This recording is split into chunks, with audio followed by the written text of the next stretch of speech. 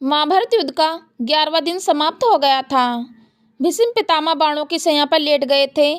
कौरव सेना की बागडोर अब आचार्य द्रोण के हाथों में थी।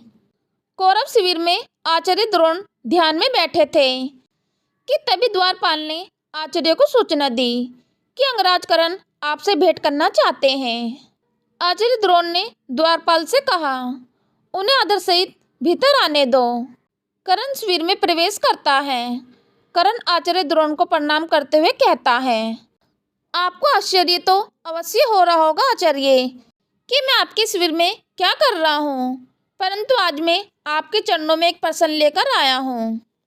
गुरु द्रोण ने कहा, कहो क्या प्रश्न है अंगराज।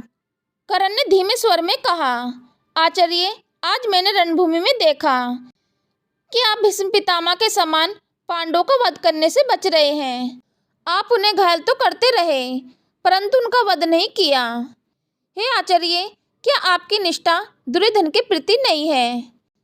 यह सुनकर द्रोण ने कहा, अंगराज तुम केवल एक योद्धा हो, पर मैं योद्धा होने के साथ साथ एक ब्राह्मण भी हूँ। मुझे इसका ज्ञान है कि पांडव धर्म के पक्ष में हैं और उनके प्राण छीनना उतना सरल नहीं जितना प्रतीत होता है।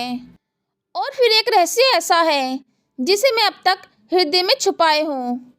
कर्ण ने आश्चर्य से पूछा, कैसा रहस्य। यदि यह युद्ध से जुड़ा है तो उसे छुपाना कौरवों के साथ विश्वासघात होगा। द्रोण ने गहरी सांस ली और कहा, क्या तुम यह जानते हो कि पांडव वास्तव में कौन है। क्या तुम यह जानना चाहते हो कि उनके प्राणों की रक्षा सभी कौन कर रहा है। कर्ण की आंखें बड़ी हो गई। उन्होंने द्रोण से कहा, क्या आप यह कहना चाहते हैं कि सव्य नारायण श्री कृष्ण उनके रक्षक हैं। द्रोण हल्की मुस्कान के साथ बोले, केवल रक्षक नहीं, वे सव्य इस युद्ध के सूत्रधार हैं। उनके बिना पांडवों का अस्तित्व अधूरा है। तुम चाहे कितनी बार भी युधिष्ठिर, भीम, नकुल, सहदेव और अर्जुन को परास्त कर दो, वे मृत्यु को छूकर भी जीवित लौट आएंगे, क्योंकि उनके प्राणों की डोर उस परम पुरुषोत्तम के हाथ में है। और इस रहस्य को जानने के बाद ही भीष्म ने कहा था कि मैं पांडवों का वध नहीं कर सकता। कर्ण का हृदय कांप उठा और उसने गुरु द्रोण से कहा, तो क्या इसका अर्थ यह है कि इस युद्ध का परिणाम पहले से ही निश्चित है। चाहे मैं कितना भी पराक्रम करूं, पांडवों का विनाश संभव नहीं है। फिर दुर्योधन का क्या होगा, मेरी निष्ठा का क्या होगा। द्रोण ने मौन साध लिया। फिर कुछ क्षण बाद धीमे स्वर में बोले, अंगराज, इस युद्ध का निर्णय शस्त्रों से नहीं होगा। इसका निर्णय होगा उन वचनों से जो तुमने कभी किसी को दिए थे। क्या तुमने नहीं सोचा कि एक दिन कुंती के सम्मुख खड़े होकर तुमने उन्हें क्या वचन दिया था। यह सुनकर कर्ण चौंक गया। उसने धीरे से कहा, गुरुवर, क्या आप सब जानते हैं। द्रोण ने कहा, हाँ कर्ण, मुझे सब ज्ञान है। तुम जानते हो कि तुम्हारी निष्ठा दो दिशाओं में बटी हुई है। एक ओर तुम्हारे मित्र दुर्योधन के प्रति तुम्हारी निष्ठा, और दूसरी ओर तुम्हारा रक्त संबंध उन पांडवों से जिन्हें तुम शत्रु मानते हो। रणभूमि में यही द्वंद्व तुम्हें रोकता है। यही कारण है कि तुम पांडवों को घायल करते हो परंतु उनका वध नहीं करते।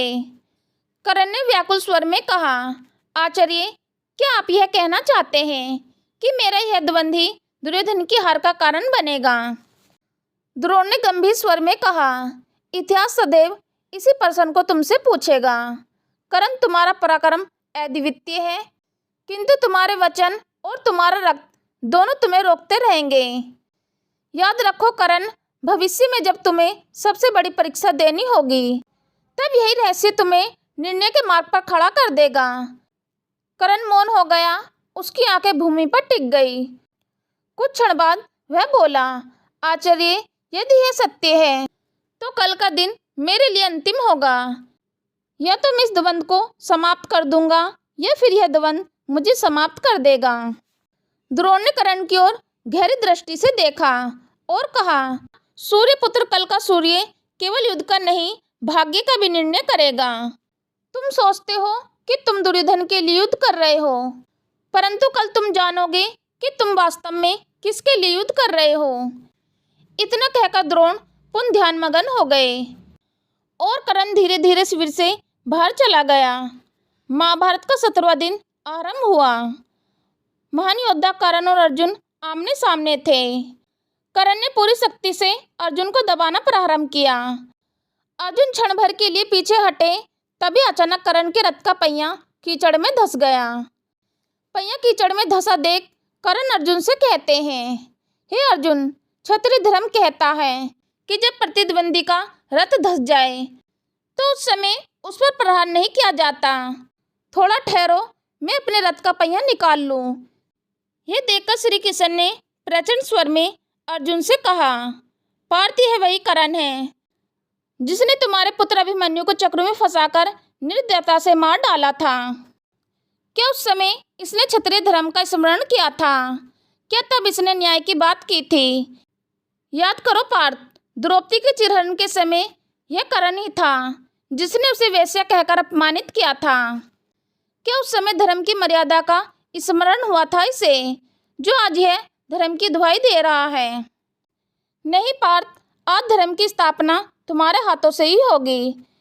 विलंब मत करो, गांडीव उठाओ और वध करो इस अधर्मी करण का। अर्जुन के नेत्रों में अग्नि प्रज्वलित हो उठी। उन्होंने गांडीव पर अंजलि का अस्त्र का संधान किया। करण ने पुनः रथ का पहिया उठाने का प्रयास किया। उसकी आंखों में निराशा और वेदना थी, मानो वह सभी जान गया हो कि उसका अंत समीप है। करण ने आकाश की ओर देखा और धीरे से कहा, हे सूर्य देव, आपका पुत्र आज भाग्य से पराजित हो रहा है, ना कि अपने पराक्रम से। उसी क्षण अर्जुन का बाण छूटा, वह ब्रज के समान करण की छाती में धंस गया। करण लड़खड़ाया, उनकी आंखों में एक अजीब शांति उतर आई। उन्होंने अंतिम बार अर्जुन की ओर देखा और बोले, अर्जुन तुमने नहीं, भाग्य ने मुझे मारा है। और अंगराज करण धरा पर गिर पड़े। तो मित्रों, यह थी आज की वीडियो। आशा करती हूँ आपको आज की वीडियो पसंद आई होगी। वीडियो पसंद आई हो तो वीडियो को लाइक करें, वीडियो को अपने दोस्तों और रिश्तेदारों को शेयर करें। चैनल पर अगर नए हो तो चैनल को सब्सक्राइब करना ना भूलें। चलो तो मित्रों, मिलते हैं फिर नेक्स्ट वीडियो में नए ज्ञान के साथ। हम लेते हैं आपसे विदा। धन्यवाद।